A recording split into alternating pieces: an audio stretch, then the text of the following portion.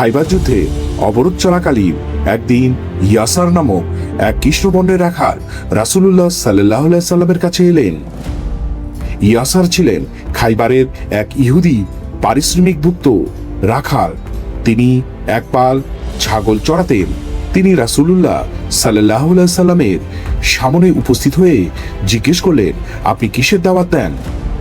রাসূলুল্লাহ সাল্লাল্লাহু আলাইহি সাল্লাম তাকে ইসলামের পরিচয় দিলেন এবং এক আল্লাহর ইবাদত করার আহ্বান জানালেন। ইয়াসার তৎক্ষণাৎ ইসলাম গ্রহণ করলেন। ঈমান আনার পরপরই তিনি একটি গুরুত্বপূর্ণ প্রশ্ন করলেন, হে আল্লাহর রাসূল, এই ছাগলগুলো আমার কাছে গচ্ছিত আমানত। এখন এগুলোর ব্যাপারে আমি কি করব? রাসূলুল্লাহ সাল্লাল্লাহু আলাইহি সাল্লাম যুদ্ধের কঠিন পরিস্থিতিতে থাকা সত্ত্বেও এবং মুসলিম বাহিনীর চরম খাদ্য সংকটে থাকা সত্ত্বেও তাকে বললেন, তুমি ছাগলগুলোর মুখ মদিনার দিকে ঘুরিয়ে দাও এবং সেগুলোকে হাঁকিয়ে দাও। আল্লাহ সেগুলোকে তাদের মালিকের কাছে পৌঁছে দিবে।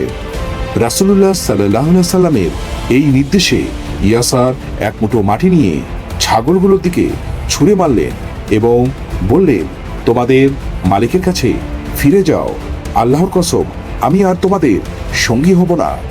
আশ্চর্যজনকভাবে আল্লাহর কুদরতে একটি ছাগলও পথ হারালো না, বরং সবগুলো সরাসরি কেল্লার ভিতরে তাদের মালিকের কাছে পৌঁছে গেল। যুদ্ধ তখনও তুঙ্গে। ইয়াসার রাদিয়াল্লাহ মুসলিমদের কাতারে সামিল হলেন এবং সরাসরি যুদ্ধ করলেন। কিছু সময় পর তিনি শাহাদত বরণ করেন। আশ্চর্যের বিষয় হলো, এই সাহাবী তার জীবনে এক ওয়াক্ত সালাত আদায় করার বা একটি সিজদা করারও সুযোগ পাননি, কিন্তু ঈমান ও আমানত রক্ষার এক অনন্য উদাহরণ রেখে গেছে। রাসূলুল্লাহ সাল্লাল্লাহু আলাইহি সাল্লাম তার লাশ দেখে বললেন, আল্লাহ তাকে অনেক সম্মান দান করেছে।